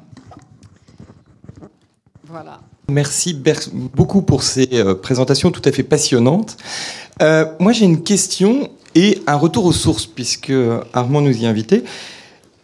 Le bien commun est né dans une double dimension, 12e, 13e siècle, à la fois très juridique, les enclusures, plutôt anglo-saxonnes, et puis aussi dans une dimension philosophique, saint Thomas d'Aquin. Et finalement, de ce que j'entends depuis ces 2 sessions, on semble avoir complètement basculé exclusivement dans la logique matérialiste des enclosures, en oubliant complètement la question du lien commun qu'essayait de travailler finalement saint Thomas d'Aquin. Et ça me fait penser, si on revient sur la notion constitutionnelle en France, de notre incapacité d'abord d'avoir mis 80 ans à rajouter la 3e notion de notre devise, la fraternité, et qui est toujours le parent pauvre entre finalement le difficile équilibre juridique entre la liberté d'une part et l'égalité d'autre part. Et finalement qui vient faire un peu l'arbitre, mais comme l'a dit certains, finalement comme une vieille dame qu'on laisse parler quand les 2 autres parlent trop fort. Donc ma question, elle est la suivante. C'est au cœur, le bien commun, et j'aime beaucoup finalement l'articulation des 4 interventions, elle est au cœur de la nouvelle articulation du « je-nous ». Et ce qui est intéressant, c'est que lorsqu'il est apparu au XIIe, XIIIe siècle, c'est parce que le « nous » est... J'arrive à la question. Parce que le « nous » était prédominant et ne laissait pas la place au « je ». Et aujourd'hui, la question est exactement à l'inverse. Donc ma question, c'est comment réconcilier, j'ai beaucoup aimé la question de l'inconciliable que l'on avait, comment on peut réconcilier ou concilier à nouveau la dimension matérielle et la dimension spirituelle qui est derrière cette notion de bien commun depuis le XIIe, XIIIe siècle. Merci. Alors, j'ai évidemment laissé répondre nos 2 intervenants. J'ai envie de dire malicieusement que c'est une question qu'on traite un peu à une autre session, mais ça n'empêche pas qu'on peut déjà esquisser des réponses. Thomas, vous voulez intervenir ? Alors, j'ai pas trop d'éléments sur l'aspect spirituel de la question, mais ce que je peux dire de la lecture des travaux sur les biens communs, c'est qu'effectivement, il y a un désaccord dans les études empiriques sur le fait de savoir si les groupes doivent être soudés jusqu'à quel point les groupes doivent être soudés, et notamment par des aspects spirituels, pour que le commun réussisse. Il y a un désaccord sur la taille des groupes, sur en fait tout ce qui soude le groupe pour arriver à ce que la ressource soit exploitée de façon durable. Voilà, c'est le seul élément de réponse que je peux apporter. Et voilà, il me semble qu'il y a les cas ne sont pas univoques et qu'il y a différentes possibilités. Hein. Je pense que de façon empirique, là où cette discussion a eu vraiment lieu, c'est un exemple que j'ai beaucoup regardé, c'est à Yellowstone que cette discussion a eu lieu de façon extrêmement massive parce que, bon, qu'on le veuille ou non, un parc naturel aux États-Unis, c'est peut-être pas Thomas d'Aquin, mais c'est extrêmement dans le cadre culturel représentatif identitaire appartenance. Comme vous le savez, c'est le seul pays qui a inventé les wild places, enfin voilà, qui a annoncé qu'il y avait un lieu de la Terre où les humains ne devaient pas être. Et donc il y a un cadre spirituel. Et ce qui est tout à fait intéressant, c'est que évidemment la réintroduction des loups s'est faite avec, pour certains penseraient une débauche de science. Hein. Il faut imaginer, chaque loup a un capteur. Hein. Chaque loup est suivi. Il ne faut quand même pas que le loup se balade tout près, trop près de petites têtes. Voilà. Donc il y a eu... Mais ce qui est tout à fait intéressant, c'est que, je dirais, cette réintroduction des loups, quand vous regardez les textes, il s'est inventé quand même un nouveau rapport. Un nouveau rapport à la fois... le mot spirituel pousse parfois à des métaphores un peu religieuses, si vous voulez. Mais il y a quelque chose de la réparation. C'est-à-dire que si on n'est pas maître du monde, on en est quand même le gardien. Voilà.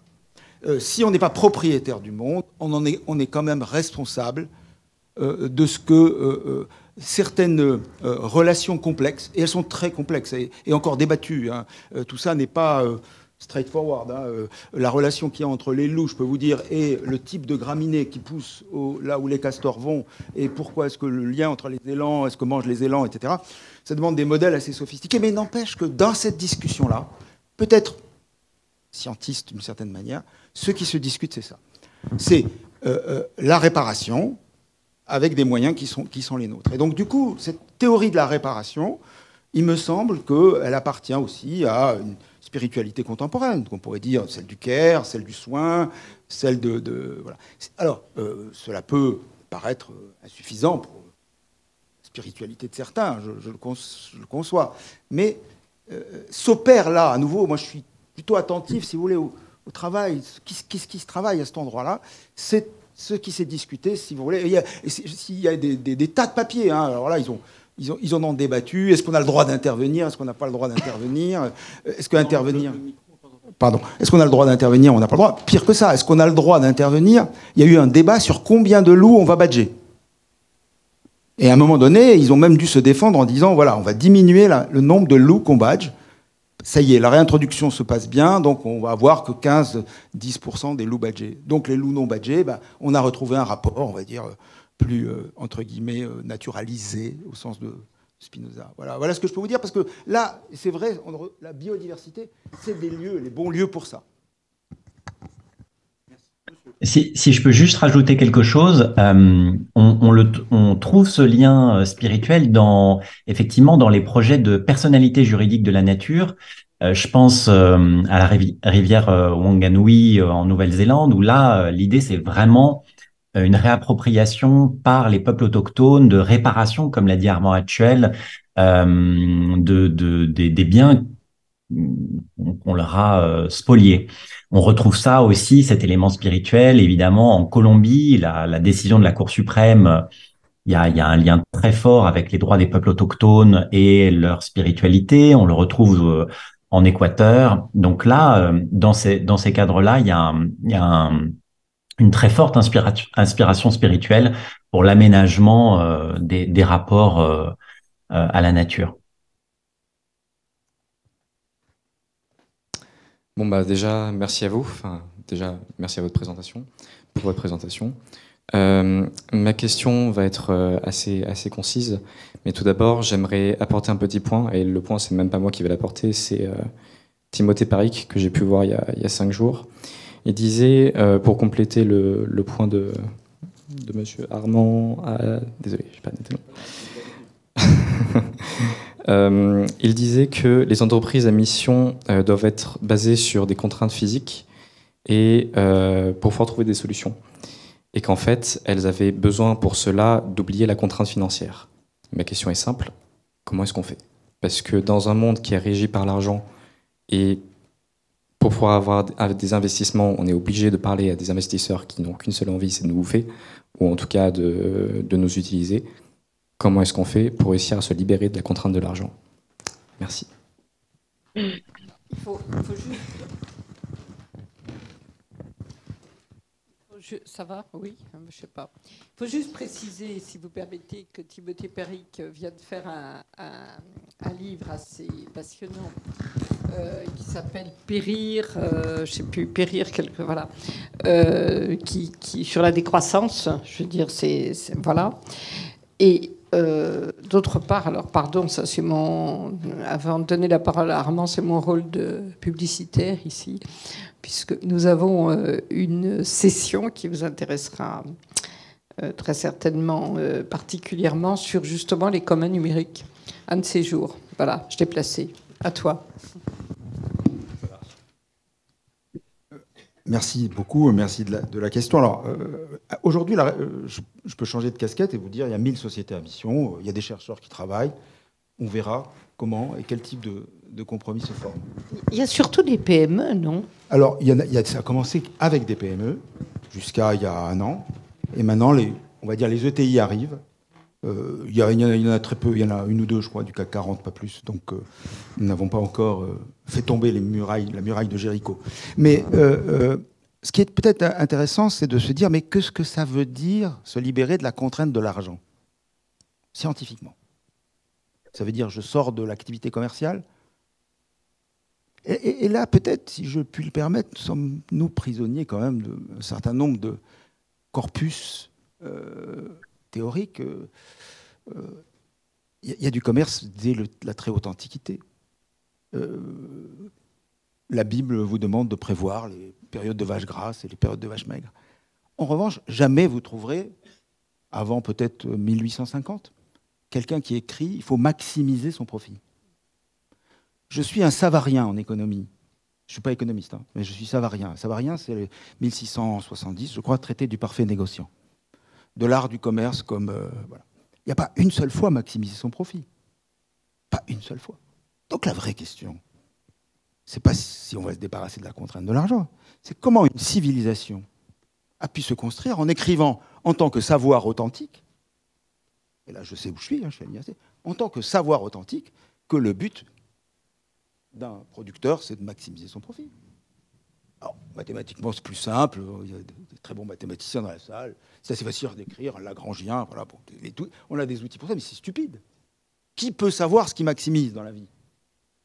En revanche, si vous avez des outils qui ne regardent que les bidas, bah oui, c'est eux qui vont vous diriger. Donc en fait, si vous voulez, tout ça nous invite plutôt à nous demander si on n'a pas fabriqué un carcan de représentation qui, là, cette fois, a fait sauter le bon sens savarien. Je vous invite vraiment à lire le traité du parfait négociant de 1670, édité des dizaines de milliers de fois, et qui va servir de base à l'ordonnance de commerce de Colbert. Et vous serez surpris de ce qu'il vous dit. Qu'est-ce que c'est le bon commerçant? Il vous dit, c'est d'abord... S'il y avait un sociologue, il aurait dit, ah, il a tout compris. C'est celui qui construit sa place dans la cité. Avoir sa place. Vous voyez? Ce qui est bien, c'est qu'il est à peu près sûr que Colbert a dû dîner ici. Ah, peut-être Savary aussi. Voilà. Bon, mais vous voyez, en fait, attention, on a une langue qui, d'une certaine façon, appauvrit les régimes d'action. Voilà. C'est dommage que des milliers de potaches en ce moment apprennent à faire des Lagrangiens sur les fonctions de production, mais j'y peux rien, ça. Voilà.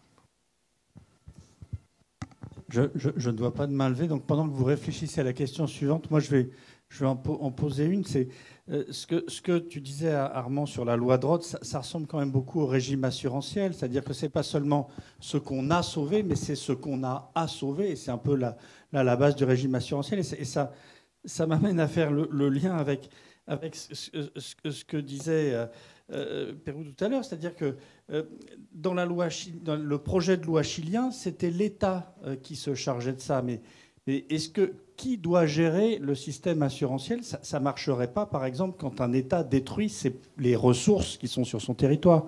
Donc, très concrètement, comment on peut mettre en place une loi pour les communs négatifs, enfin un système de gestion des communs négatifs? Alors, il va y avoir une grosse thèse de 500 pages qui va être publiée sur le sujet, donc qui arrive, de Charlotte de Monsan. Et il y en a eu une journée entière de débat là-dessus. Alors, ce qu'il faut savoir, c'est que ce n'est pas une assurance au sens de l'assurance. Alors là, beaucoup de mathématiciens ont tenté de théoriser les avaries communes. Et ce n'est pas une assurance, parce qu'une assurance, c'est quoi? C'est un risque prévisible, dont on peut calculer en gros la probabilité, et on va réunir une tontine, on va réunir un certain nombre de cotisations qui vont permettre de couvrir en probabilité par calcul actuaire. Alors ça, c'est pas ça. Parce que si jamais, si c'était assuré chacun, On va vite comprendre. Si chacun s'était assuré de façon privée contre le danger du naufrage, et si le capitaine dit bah, « vous, je jette votre marchandise », l'assureur va revenir et va utiliser l'argument des avaries communes. Il va dire « oui, mais pourquoi vous m'avez jeté moi ? Moi, j'ai été sacrifié pour le bien de tous. » Donc en fait, c'est pour ça que toutes les tentatives, y compris aux alentours de 1960, de substituer au système d'avaries communes des assurances privées ont échoué. Je n'ai pas de réponse à ta deuxième question pour l'État. C'est-à-dire qu'il faut bien comprendre que cette loi des avaries communes, elle concerne, elle ne parle pas d'État. Elle parle des gens pour lesquels le sacrifice est bénéficiaire. C'est ça le commun. Le commun, c'est à qui sert ce sacrifice ? Et donc, on voit bien, par exemple, ça a été utilisé au Moyen-Âge pour sacrifier un certain nombre de maisons dans le cas d'incendie. C'est-à-dire, on va demander à la première ligne de maison d'être se sacrifier pour le reste. Donc, c'est plutôt une communauté, en fait, qui se crée sur cela, sur ce péril qui est commun. Je ne peux pas répondre aujourd'hui sur comment ça peut se traduire au niveau d'un État. On va essayer de le tester. On est soutenu par Corinne, par le sénateur Jacquin. On va essayer de le tester pour les ZFE, parce que les ZFE, c'est ça. Hein, c'est exactement ça. Il y a quelqu'un, un pauvre personne, qui fait 1h30 de chemin avec un... Voilà. Les zones à faibles émissions, bon, voilà, vous êtes banlieusard, vous avez un vieux taco, c'est un diesel... vous allez bosser pour pas grand-chose, vous vous levez à 5h du matin, et ben on vous dit, vous non. Il n'y a pas de transport en commun, bah, vous non, vous êtes pollueur. Voilà. Alors, on va dire, bah, il faut qu'il y ait des aides. Mais notre analyse a consisté à dire, ce qui est quand même étonnant, c'est que dans tous les théoriciens du climat, l'aide, elle est toujours non scientifique, en quelque sorte. Bon, il y a un politique qui va bien trouver une solution de compensation. Or, c'est ça qui est formidable, c'est que cette règle, elle énonce la règle de justice. La règle de justice doit être énoncée avant qu'on prenne le bateau. Et ça, c'est tout à fait intéressant, et c'est pour ça qu'elle a une force universelle. Donc, avant de faire une ZFE, il faudrait énoncer la règle de justice. Si on n'énonce pas la règle de justice avant la ZFE, il ne faut pas s'étonner alors, je ne dis pas qu'on adoptera la règle des avaries communes dans sa pureté, mais il me semble qu'en tout cas, elle inspire un certain nombre de réflexions. L'année prochaine, peut-être, si vous me réinvitez, il y aura des choses. J'ai envie de poser une question absolument épouvantable, dont je m'excuse à l'avance. Est-ce que le fait de privilégier finalement le contraire de la perte commune, et donc le fait de sacrifier des marchandises et de les compenser, etc., peut aller jusqu'au sacrifice de vie humaine ? Très bonne question. Là, je renvoie aux historiens de l'Antiquité.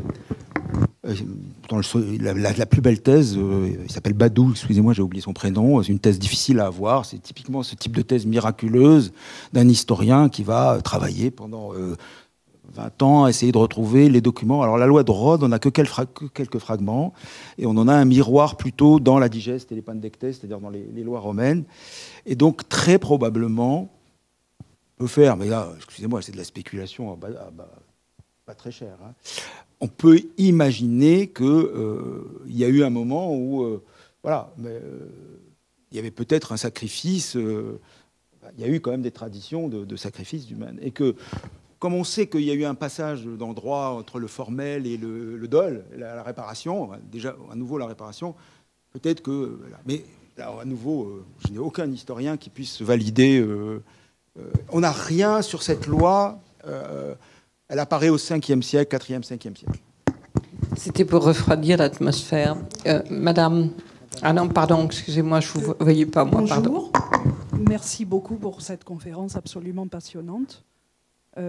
Est-ce que je pourrais poser une question au monsieur qui est en vidéo Voilà, j'aurais aimé savoir ce que vous entendiez, si j'ai bien compris, par la fonction écologique de la propriété. Vous avez dit qu'elle existait dans le droit italien, allemand, espagnol, mais pas dans le droit français.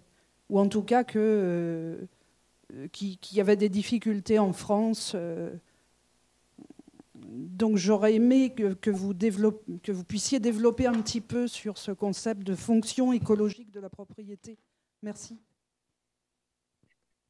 Alors, je me suis mal exprimé. La fonction sociale de la propriété est consacrée dans les constitutions allemandes, italiennes et espagnoles. En revanche, la fonction écologique de la propriété, ben, elle n'est encore consacrée nulle part, me semble-t-il, en tout cas dans les constitutions que je connais. Alors, c'est vrai, on a l'objectif de valeur constitutionnelle que le Conseil constitutionnel français a reconnu, mais c'est vrai qu'il a quand même un impact assez faible, et assez faible d'autant qu'il ne lui a pas donné de portée horizontale. Donc, dans un cas, je me souviens d'un cas d'une jurisprudence de la Cour de cassation qu'on a beaucoup évoqué dans le cadre du rapport sur l'échelle de communalité, sur un propriétaire ayant un arbre remarquable sur son terrain. Bien, la Cour de cassation estime que ce propriétaire a tous les pouvoirs sur cet arbre et qu'il n'a pas à prendre en compte l'intérêt de l'arbre, évidemment, et le bien-être général écologique, finalement. Donc, la fonction écologique de la propriété, ça serait pouvoir opposer à ce propriétaire eh bien, de ne pas couper son arbre parce qu'il le gêne, par exemple. Vous voyez, on pourrait opposer au propriétaire d'un bien, d'un arbre, eh bien, des choses que pour l'instant on ne peut pas faire. Le caractère absolutiste de la propriété restant assez largement la règle en ce qui concerne la relation du propriétaire à la nature, en tout cas. Voilà, j'espère que j'ai répondu à votre question. C'est juste une petite réflexion qui va peut-être plus loin que le clin d'œil pour répondre à votre question sur la possibilité des sacrifices humains. Il y a quand même dans notre patrimoine culturel une chanson que tout le monde connaît, Il était un petit navire. Et on sait bien que tout ce qu'on trouve dans le folklore, les chansons, etc., est bien fondé sur quelque chose. Donc, je ne peux pas en dire plus parce que je n'ai pas fait de recherche spécifiquement sur cette chanson-là, mais il y a certainement eu des situations, que ce soit sur mer ou que ce soit en cas de guerre sur terre d'ailleurs, où on a dû sacrifier des personnes. Alors, est-ce que ça renvoie effectivement à la spiritualité, à la solidarité? Et j'avais une question pour à la fois le professeur Hatchuel et le professeur Pérou. C'est intéressant parce que vous avez parlé de Yellowstone, qui est un parc national. Et en France, la stratégie pour les espaces protégés vise à presque multiplier par 10 notre nombre d'espaces protégés fortement en tant que cœur de parcs nationaux. Et c'était intéressant de vous entendre sur les évolutions en matière de droit des sociétés. Et on sait qu'en droit public, parfois, les évolutions prennent du temps. Donc, par exemple, pour les établissements publics administratifs qui gèrent ces parcs, aujourd'hui, il y a peut-être un déficit de gouvernance. Et donc, ma question serait, faut-il instaurer aussi des réformes dans les organismes publics qui gèrent, ou en tout cas qui préservent des ressources naturelles, qui pourraient être qualifiées de biens communs? Si oui, est-ce qu'elles doivent être statutaires ou simplement en matière de gouvernance? Et puis après, j'avais une seconde question, si vous me le permettez, sur l'ambivalence qu'il y a entre une gestion globale nationale et une gestion locale.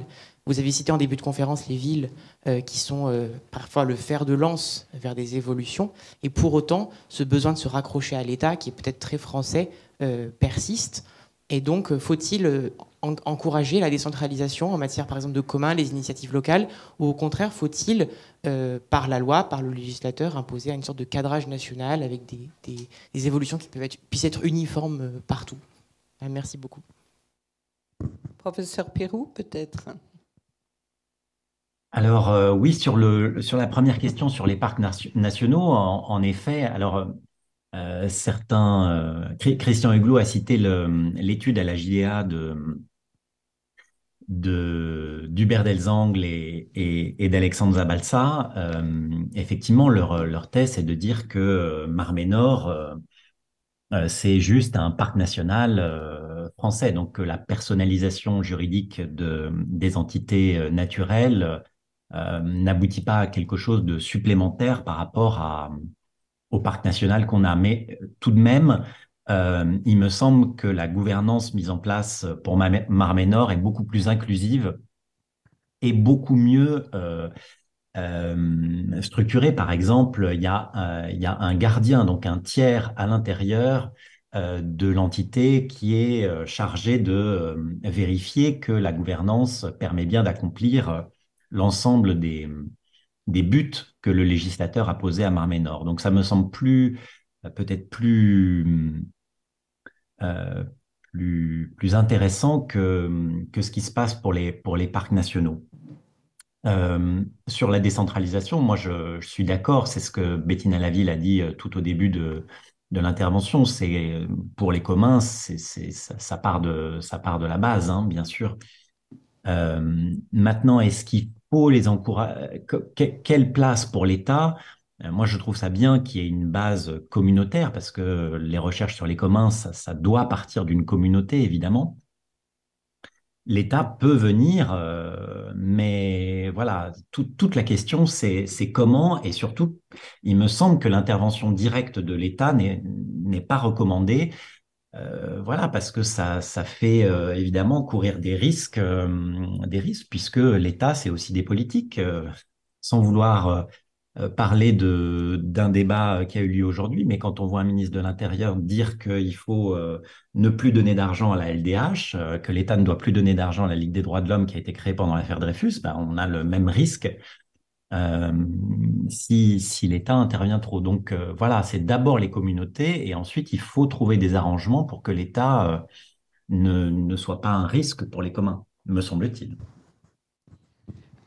Avant de donner la parole à... Je suis dans le rôle de la publicitaire, là, ce soir.